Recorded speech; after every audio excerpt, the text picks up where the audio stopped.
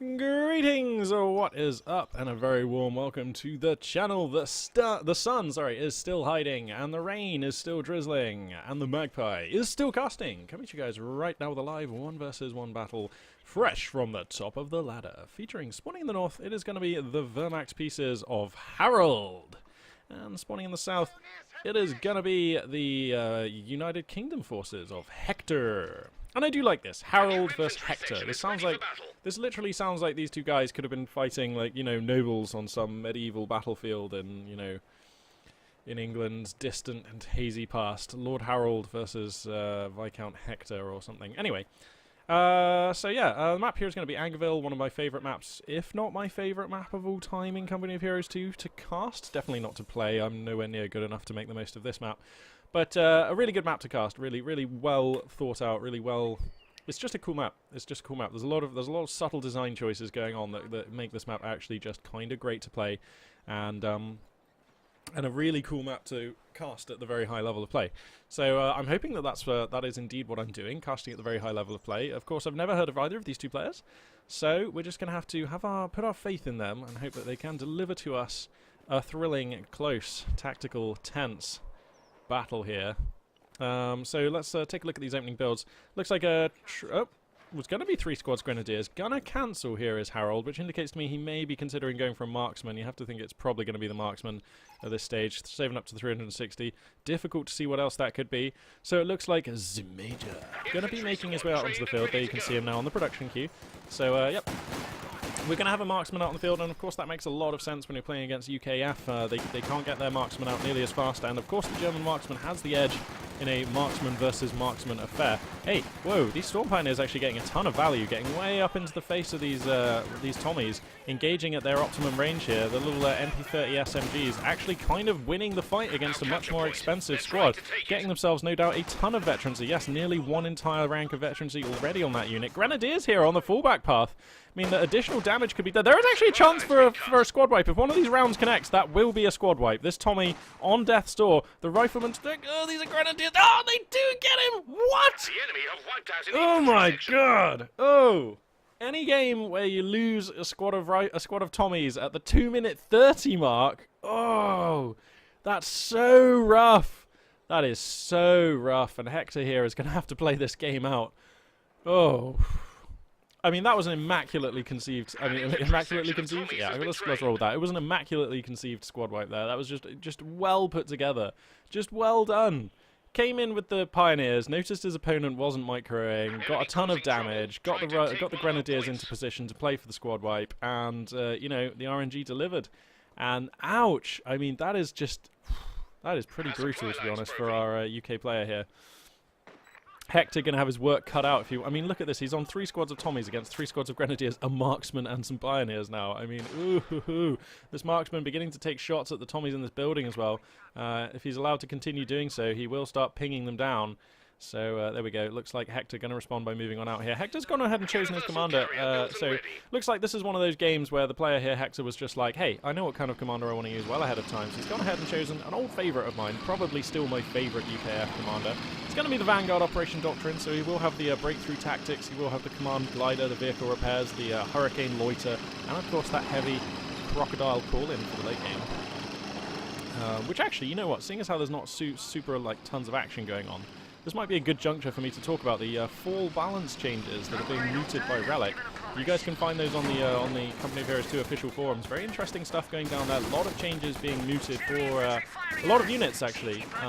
And one of the major types of things which is going to be seeing a lot of changes, perhaps, is call-in vehicles, where they're going to balance them so that if you don't have the corresponding level of tech, so for example for Wehrmacht, that would be tier 3 tech, the battle phase 3 research for a Tiger tank, then the call-in costs you a lot more, which means that the call-ins kind of are suddenly tied into the tech structure and they don't just exist outside of the normal flow of gameplay. And it further incentivizes players to kind of operate within the normal tech structure. But it also means that call-ins can be called in outside of that structure just for a resource premium. So a very interesting idea there, and I very much look forward to hearing the feedback from the testers and seeing that feature. I would hope to see that feature implemented in the game. I mean, I've not played a game under the full balance patch myself yet, but you can do that, by the way. You can do that right now, so if you wanted to, players, please go ahead and do. Company of Heroes 2 and Relic really appreciate and value and need your feedback, so that would be really cool. But I myself haven't played any games, so I can't yet comment on as to whether that actually, like, you know, is a good thing. But in my head, it seems like a really good thing. Now, if we look at this battlefield, let's crack the tack here. Looks like all of the Axis units were just now forced back. I wasn't actually... they are all back in base right now. Looks like a 222 going to be coming on out here to help police this Universal Carrier, which has got the Bren gun upgrade on it. I'm sorry, the Invictus K gun upgrade on it. Yeah, so map presence there for the Axis player, pretty much reduced to being just in his base. Boys from Wales here, the Royal Engineers, going to fan out into the west of the map and start chewing up ground. So Harald is going to need to respond to that at some point. And the UKF player actually also pushed all the way up on the right flank of the map here, demonstrating like a really good amount of map control, way more than I thought he would have had. Now the 222 is going to come on out and bully this AEC down. Boom. Sorry, this. My goodness me. Come on, Magpie, this Universal Carrier down. So another nice swing here for Harald. Hector's forces now continue to be really small. 3 squads of Tommies and a squad of Royal Engineers. So given that he's so far behind in terms of actual, you know, army size and composition, I am kind of amazed at the amount of work Hector is getting done here.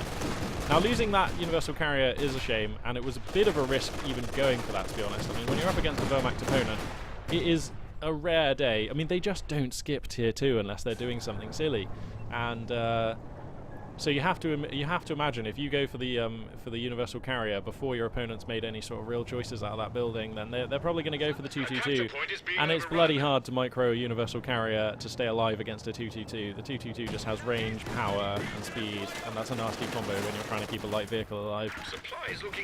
So, this is the reality that Hector finds himself in. He is down in army. He is suffering badly on all phases of the map. The 222 and the Marksman policing his forces here in the west. Meanwhile, in the east, 3 squads of Grenadiers going to be shoving forward, grabbing ground at an alarmingly fast rate. And, you know, Hector finds himself falling behind in the resource stakes. He's falling behind in the BP stakes. And, you know, if he continues to take unfavorable engagements, he will continue to fall behind in the army stakes. Now, going for an AEC, the natural choice, especially when your opponent has already committed to a 222. So I do like the choice here for Hector. He is going to be going for the British scout car here. And that's a unit which can pay dividends. Also pretty useful against marksmen. So I like the choice here from Hector. He is trying to play this game out in a way which benefits him the most, but his work will be cut out for him. This is going to be super tough. Super tough. I mean, he is hyper on the ropes, isn't he? He is just, oof. He needs a timeout here. He needs like a stern talking to from his coach. Because, yeah, this is going to be a really hard game. Okay, so here comes the AEC. Let's see what he can get done. I mean, you have to imagine that the AC is going to make a beeline for the 222, and that it is. Doesn't set it to target vehicles, so there's a chance there. No, there's no infantry nearby, so he's not going to waste that opening. Okay, he does set it to target vehicles. There we go. And looks like looks like Harald. Here's the 222 coming. Going to try and fight back this. Here's the AEC coming. Going to try and fight back with the 222. That is worthwhile. Is there anything in support? No. So the 222 will go down. And that's nice here for Hector, actually. That means that basically he kind of has field control now. I mean, the 222, hard to challenge with any of these units until the Shreks appear on these Panzergrens, which are now on the field, that is. And the 222, of course, very fast and able to deal with all of these infantry units. Now, the Panzer Shreks appearing on these Grenadiers, Gonna be hard times. Are these... Ooh, there are telemines out on the map, actually, already. So, Harald in a really good position to deal with this AEC. Oh, no, and another Tommy squad just got wiped out. Where was that? Was that here? Oh, no. Yeah, I think it was. Yeah, these Tommies here got massacred. So he's going to have to rebuild those Tommies. Oh, my God. And British units just cost so much.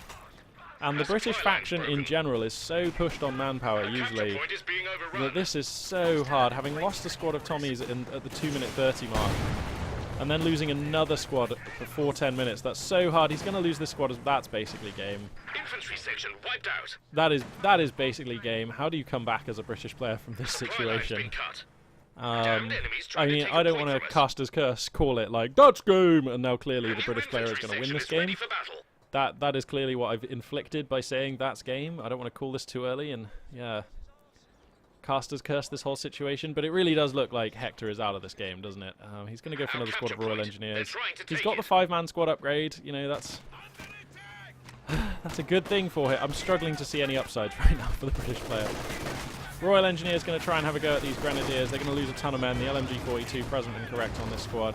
Tommy's going to come in. The Marksman's also in the hood. So actually, this Marksman in a slightly dangerous position. There we go. Immediately going to fall back. Engineer section is waiting for orders. And I think as long as Harald just plays this cautiously and doesn't make any big mistakes,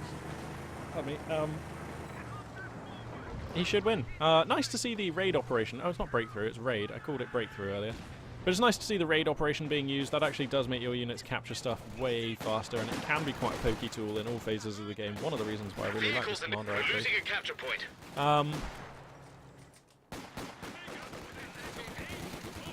Alright, let's have a little brainstorming session here, guys. Okay, you are Hector right now. Like, how do you come back in this game?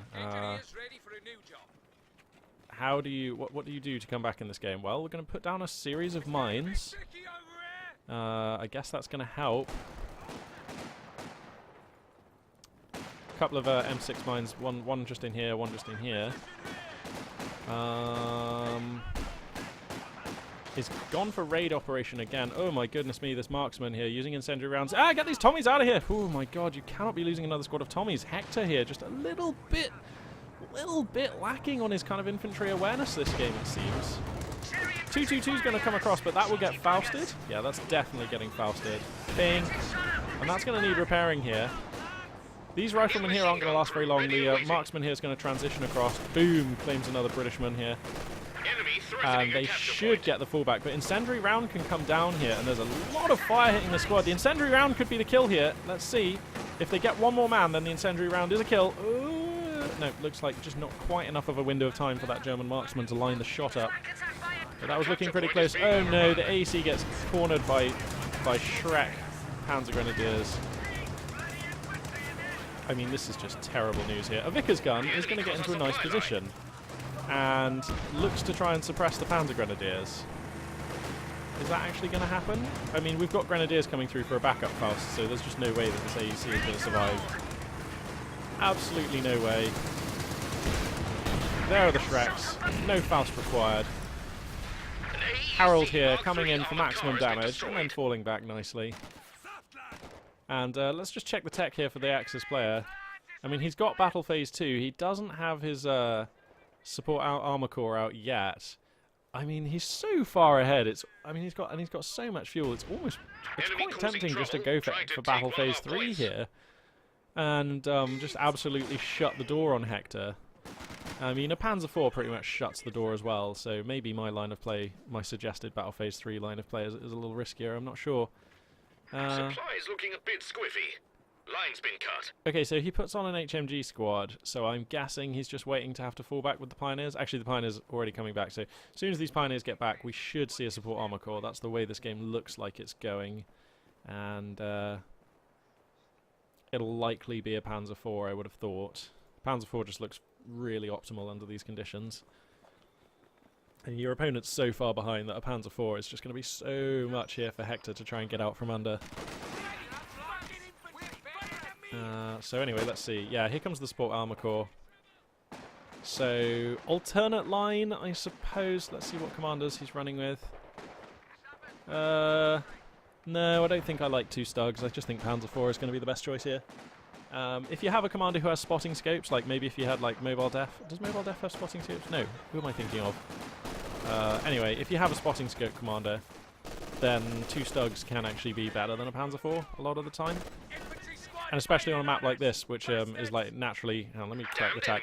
On a map like this, which has a line of sight blocker that runs straight down the middle of the map, sometimes a Panzer IV can be caught out if you need to keep transitioning from side to side, because it can get ambushed in the middle and it's not firing consistently, it's not being efficient because you have to keep moving it from side to side. So if you have 1 Stug on the west and 1 Stug on the east, both with spotting scopes, that can effectively shut the door on an allied player if you're ahead.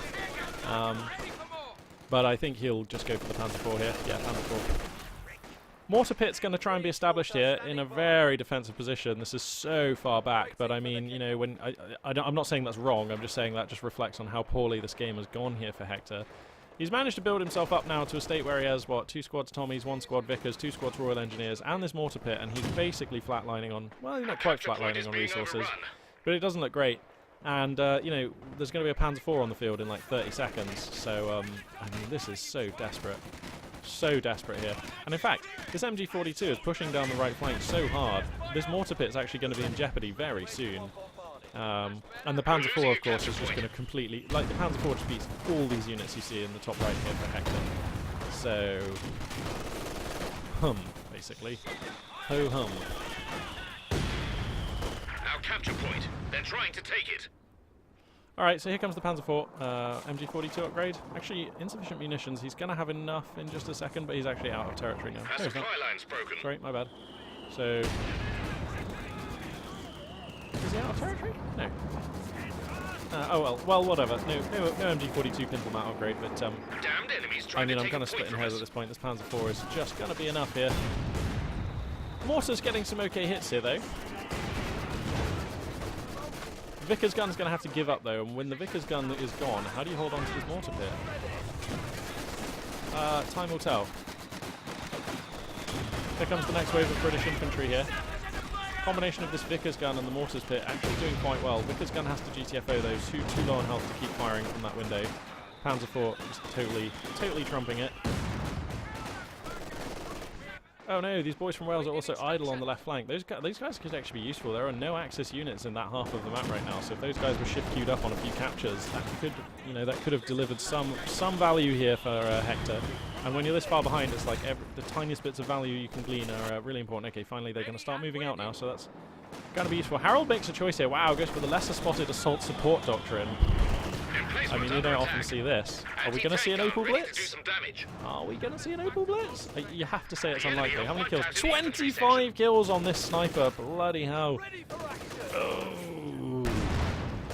Oh, and now this mortar pit will go down. The Panzer IV is just all up in Yo Grill. Having a thrill at the British player's expense. Gonna get a kill. That's what he will be doing. An emplacement is being attacked. And that's the sound of an anti-tank gun. Somewhere a Tommy squad has died. I've got to be honest, I'm not like paying the closest of attention to this game. It feels quite over to me. Credit to where credit's due. Hector here, staying in, showing some real spirit here, but this would have been a GG for me a long time ago. There goes the mortar pit. 400 manpower of the finest British infantry. Getting destroyed by an MG42 at point-blank range in this building. Panzer IV just constantly on support, and that will be game. God damn, the ladder just delivering some really unforgiving games. This is the second game I've cast today, which has really been over inside of 10 minutes. So, wow, basically. Harald here absolutely cutting Hector down to size, and it all began with those pioneers. Do you remember taking the sweet fight over here? Forcing the Tommies back on 2 men, having taken a really good engage. 2 men, low health, couple of grenadiers in the right area of the map to convert that to a squad wipe at the 2-minute 30 mark. And it is so hard to come back from that as a British player. It really is. And that just played out in this game, really. You just saw there was never... I mean, Hector was never able to take the upper hand in this game after that point. There were a couple of moments where he could have. The AEC delivered a decent amount of map control, and although his opponent did have Panzerschrecks on Panzer Grenadiers, there is no reason, if you micro that AEC well enough, there is no reason why those Panzer Grenadiers with Panzerschrecks ought to kill your AEC. So I guess if Hector was able to keep the AEC alive, maybe this game looks different. Maybe, and also there were, except for that first Tommy squad loss at the 2-minute 30 mark around here, he did lose a couple of other squads. He lost one squad here to Panzer Grenadiers and the Marksmen, and he lost another squad somewhere. And you have to think if he was just able to keep those squads alive, this game could have looked different. But yeah, it's always going to be a hard game for the UKF when you lose a Tommy squad at 2-minute 30, and yeah, that was borne out. So yeah, I guess that concludes this video as well. Thank you very much for watching. This for now, Magpie842 signing out.